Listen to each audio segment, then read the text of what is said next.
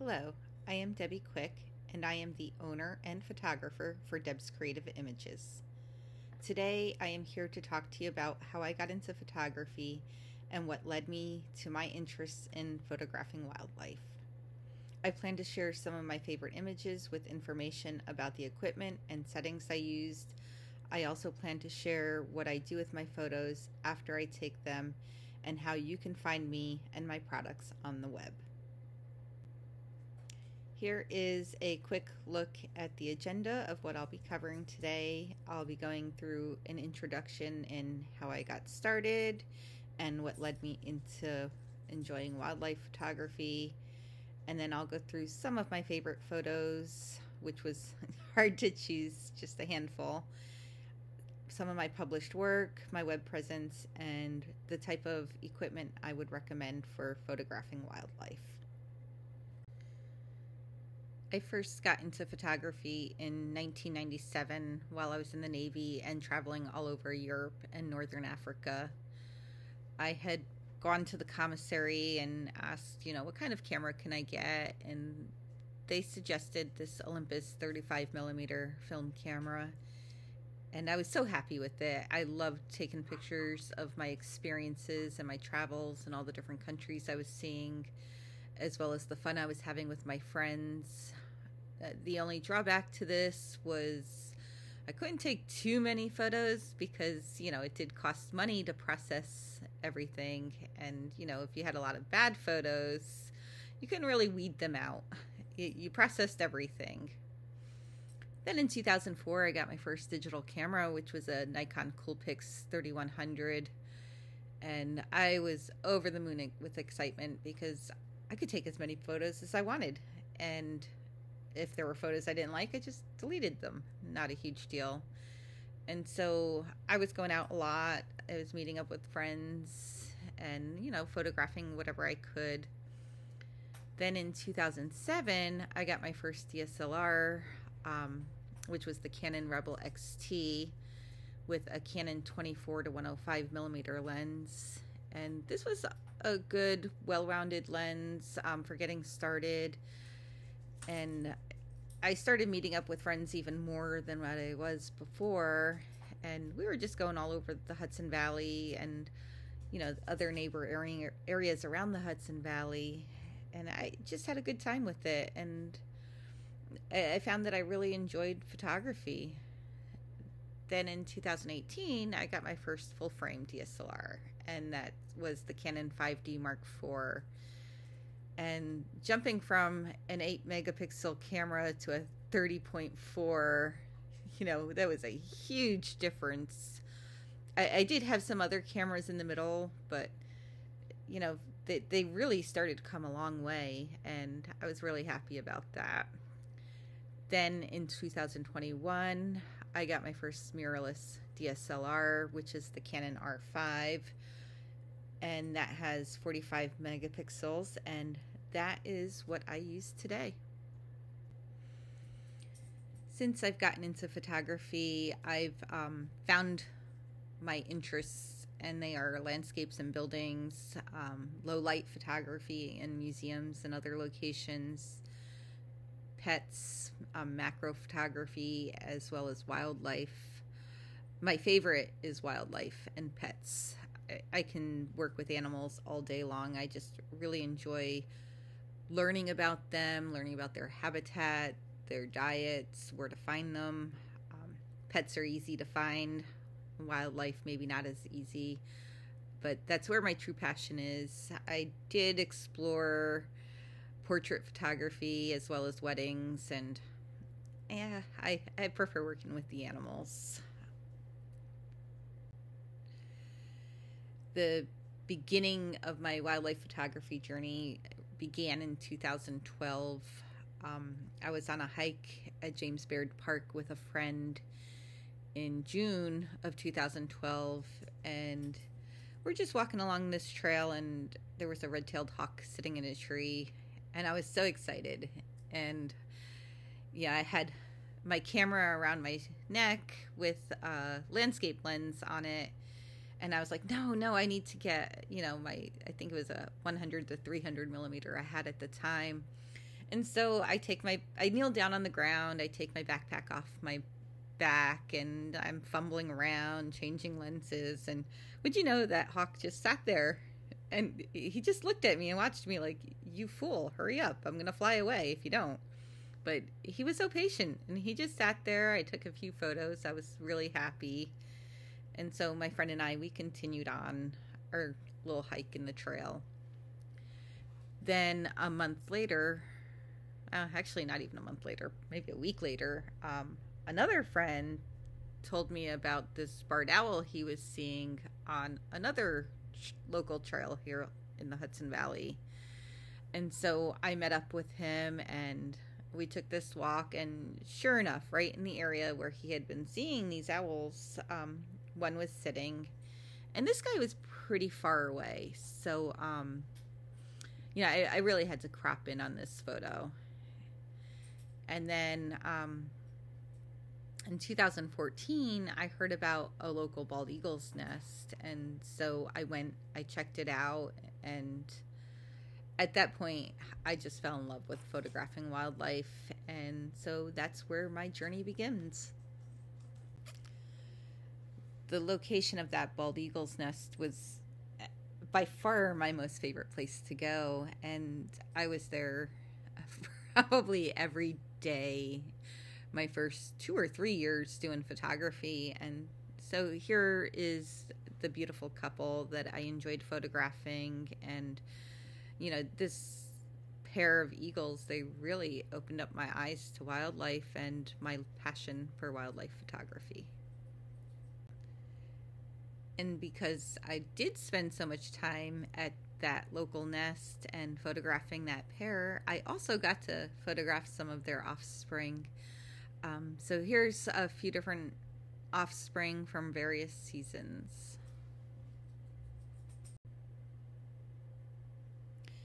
Now let's take a look at some of my favorite photos. I chose maybe a dozen or so photos, which was really hard because I have been photographing wildlife for so many years now, and I have so many amazing photos that I absolutely love. But I tried to narrow it down to, I think, 12 or 14, just enough to give you an idea of some of the technique that goes into what I do and the different locations that I tend to visit for different animals. Here is an adorable little fawn that I photographed in Poughkeepsie, New York at my work location. And this was my very first time photographing fawns, and I was so excited to see this guy. He was young, cute, sweet, very cooperative. And I tried my best not to get too close. So you can see I am shooting with my 500 millimeter. And I probably had my 1.4x teleconverter on as well, because it is important to me that I don't disturb wildlife, and I just take pictures of them in their natural locations.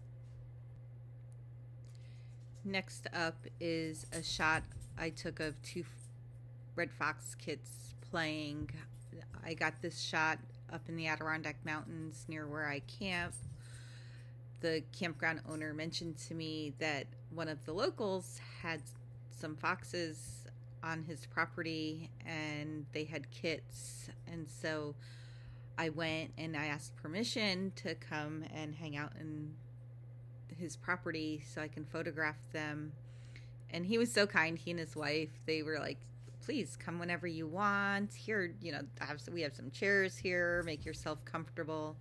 They were so kind to me, and this was such an amazing opportunity to watch them.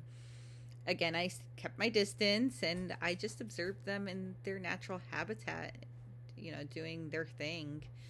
And, at the end of the season, when I was done photographing them, I was so thankful for this couple for letting me hang out in their yard. And so what I did was I framed a picture for them, and then I also made them a photo book of the red fox kits. The bald eagle that you see pictured here is one that I took at the Conowingo Dam.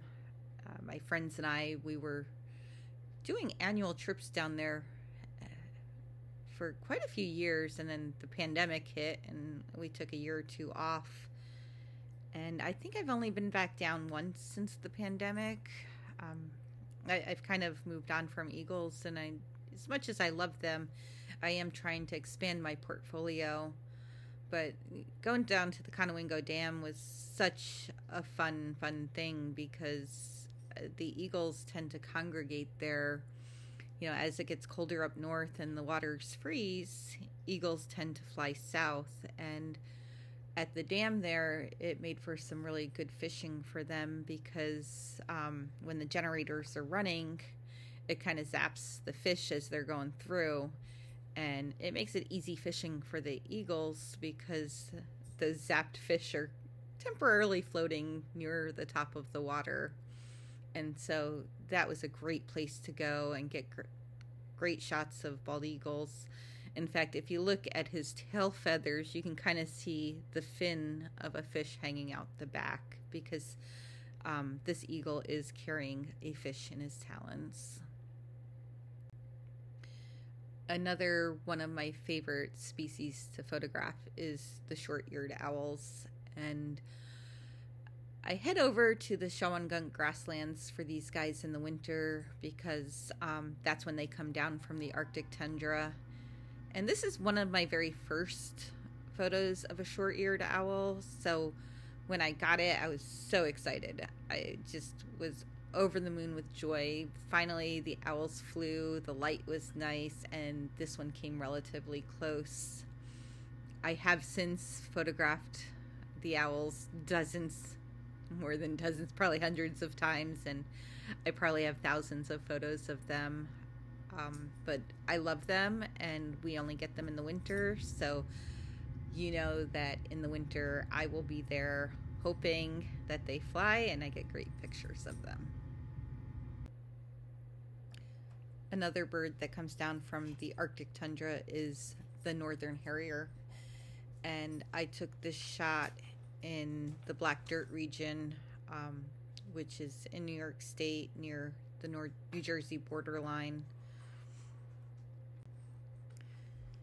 And since we are on the birds of prey theme, or also known as raptors, another one that I enjoy photographing is the osprey.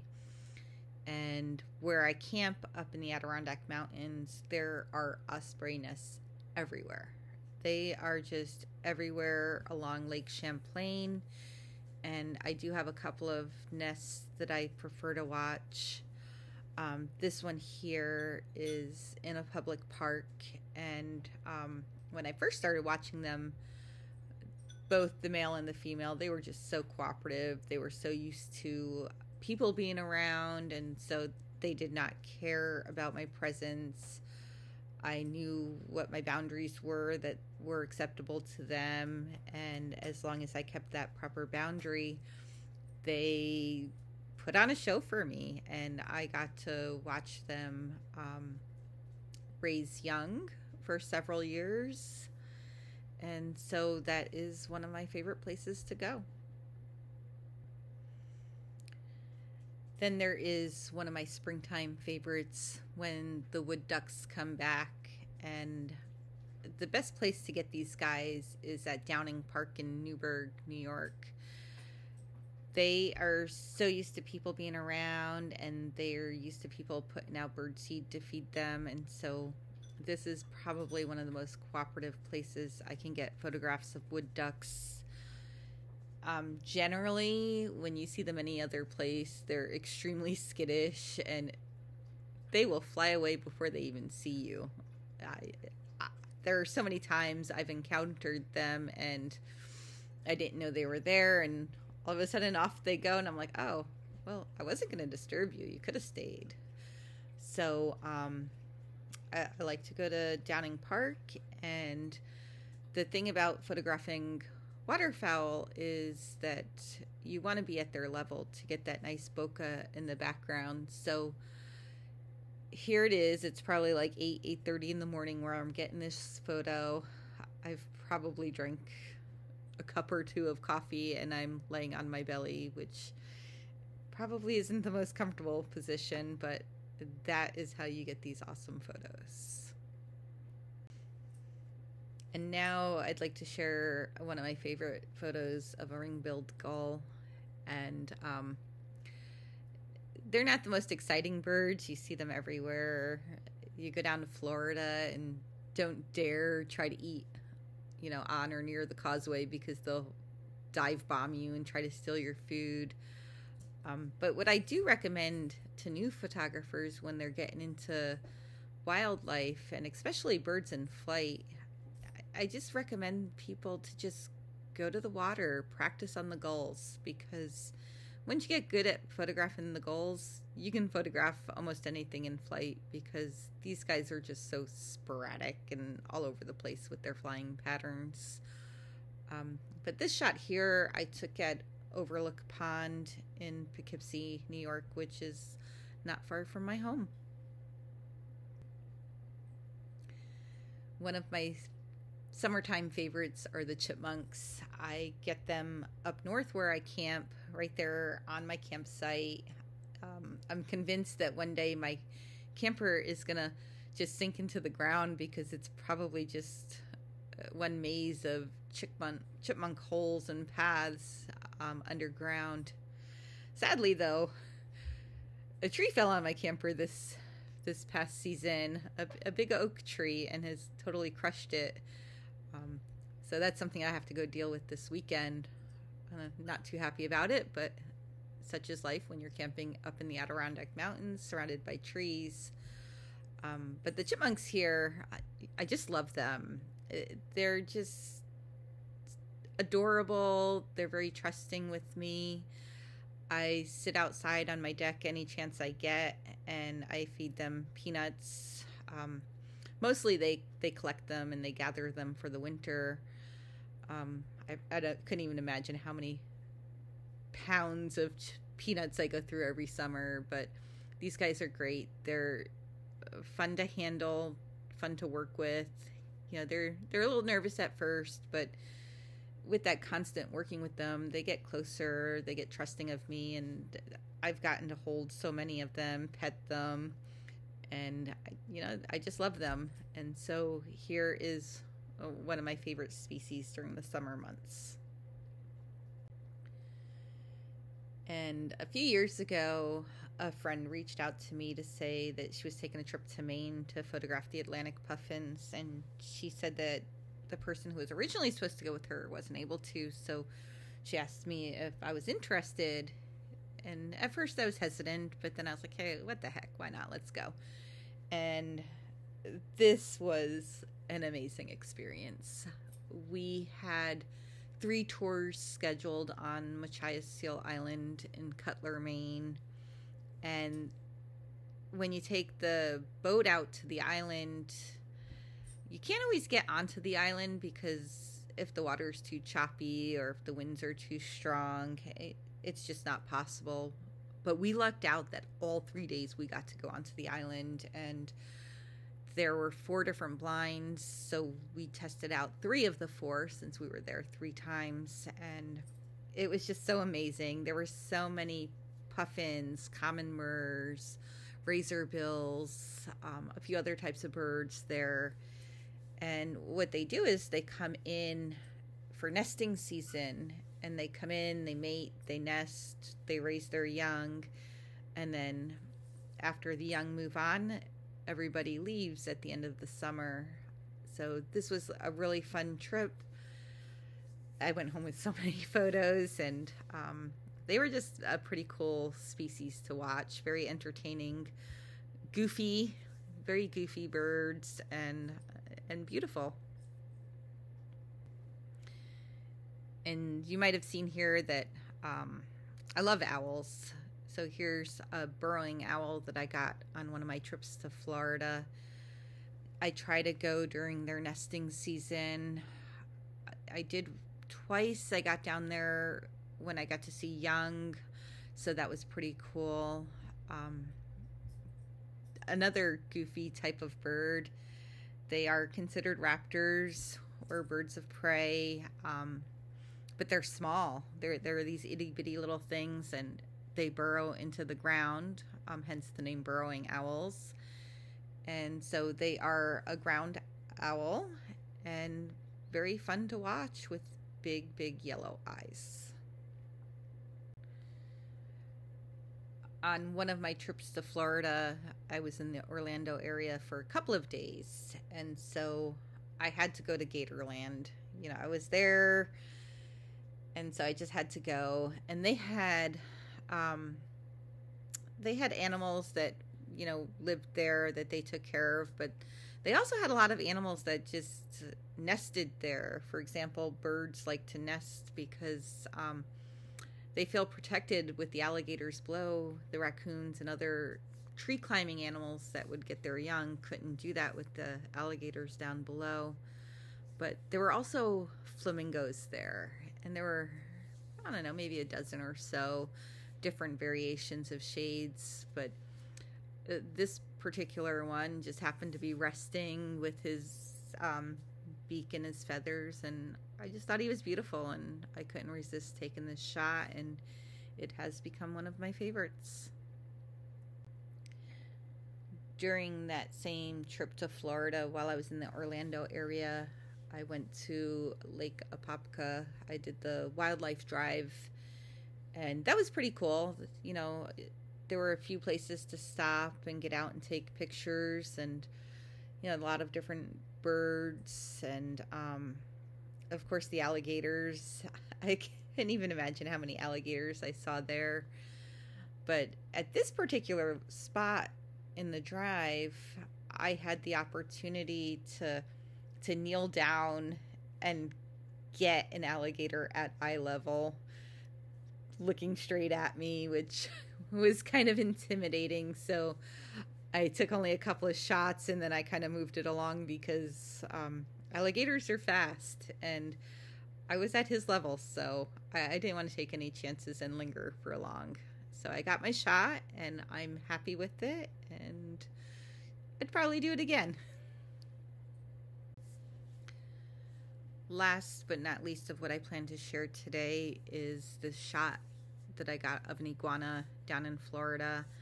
This was part of that same trip where I spent a couple of days in Orlando, and then I went down to the southeast side of Florida for a few days, and I got this guy at the Green Cay wetlands. There was this one particular tree that got the most beautiful morning light on it, and I got all kinds of birds on there, but I also got this iguana. There were iguanas all over the place at Green Cay, as well as at Waxahachie wetlands, and they're just so fascinating to see. They come in different color variations. Some are greener, some are browner, and the young ones can be as small as just a couple of inches long, where some of the bigger ones could be around 35 to 40 pounds. The size of a medium-sized dog. And they were just cool. It was fun to watch them climbing in trees, and it was fun to kind of find them because they did blend in with the environment so well. So yeah, that was fun. I really enjoyed the iguanas, and I'm hoping to go back to Florida and get some more of these guys. So now I thought I would share with you all some of my published work. I have a children's book, a bunch of coffee table photo books, as well as being involved in some newsletters. I was chosen for a Christmas card for 2 years. They used the same photo for 2 years. I have calendars available for sale, and I've also been published in different online magazines. I wrote, illustrated, and published a children's book. It's called The Journey of a Bald Eagle Family in the Hudson Valley. And all of the pictures that I have in here are photos that I took my first year of observing and photographing that bald eagle's nest that I first found, and I loved so much. And so because I loved it so much, I wanted to share my knowledge and my passion with children. And so I took my photographs and I kind of gave in them a pixelated look to give it more of that children's book feel. And I went to a few different elementary and preschools where I brought my book and I read to the children, and it was pretty fascinating to see how into the book the children were, the questions that they asked. And so I do have this book available for sale on Amazon. I also have a collection of coffee table photo books. Each of these photo books have full page images of the species that are represented on the cover, and these books are available on Blurb. I also have a storefront on Zazzle, and I really like Zazzle because I can create all different types of products using the images that I took, and I don't have to have an inventory. These are printed on demand, and I have a huge collection of products out there, between puzzles, calendars, coffee mugs, t-shirts, other apparel. And my biggest sellers are the calendars around the holidays, and then I also do mouse pad calendars and wall calendars, and Christmas cards. That they're also a big seller around the holidays. So if you're interested in seeing some of the products that I have available with my images, please feel free to check out my Zazzle store. In addition to my children's picture book, I also have some other published work. I have this Christmas card that I mentioned that was available for 2 years. I'm not so sure if that's still available for sale.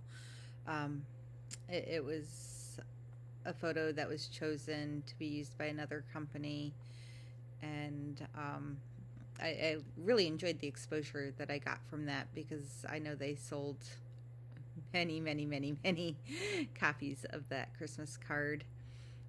And then also I've been published in the Haversack newsletter, which is the newsletter for Fort Ticonderoga. So I've had several cover photos as well as photos within their magazine. I did have a partnership with them.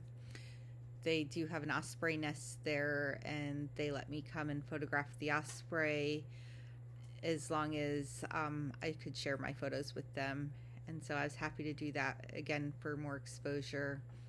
And then I've been in other magazines where I've won small amounts of money. So here's just a couple other examples of that. Unfortunately, I haven't entered into anything in a while, and so I do need to get into the habit of doing that again, because it's just so rewarding when you publish a photo and it has been chosen. Now let's take a look at my presence on the web. I can be found all over the web. I'm involved in all different types of social media sites as well as my personal website. All you have to do is Google Debbie Quick Photographer and you will find me all over the place. First, I wanted to share with you my website, which is Deb's Creative Images, and I use Zenfolio as my host. There are other options, but I happen to like their back end is like really easy to use. And then I use GoDaddy for my domain name, and what that means is that I can have the URL that goes to my website without having Zenfolio in there. So it shortens it and it keeps it more personalized to my website. And then, I have various photography sites across Facebook, Instagram. I haven't posted to Flickr in a while, but I do have some old stuff out there. And then I have my YouTube channel. And I have a lot of stuff on Pixoto, but I don't think I've published anything there in a couple of years as well. So that might be a little bit older work on there. I am mostly up to date with Instagram, and I kind of use that as my portfolio. So if anybody asks to see a portfolio of my work, I usually point them there. And then I do have selling sites. I mentioned Zazzle for my products, Blurb for my coffee table books. I used CreateSpace for my children's book, but that has since changed names or companies or something. I think it's now Kindle Publishing on Demand. And I do have stock photography available on Dreamstime. And then for marketing purposes, I've been using Pinterest, which I think helps. I probably should do a little bit more in the marketing area. But that's where you can find me out on the web. So if you're interested in seeing anything, feel free to Google Debbie Quick Photographer and you will find me. So now let's take a look at some of the equipment that I would recommend. I personally am a Canon user. I've been using Canon for over a decade. But there's so many other amazing brands out there to choose from, like Nikon, Sony, Sigma, Tamron, Pentax. There's a lot of them out there. So I use Canon. I usually, most of my friends use either Canon or Nikon, but there are a lot of choices, a lot of options. So let's go take a look at the equipment. If you're interested in wildlife, these are the different types of lenses that I would recommend. The ones on the right hand side, these white ones here, these are all Canon prime lenses. Nikon has a similar lineup of prime lenses. And then of course there's Tamron and Sigma.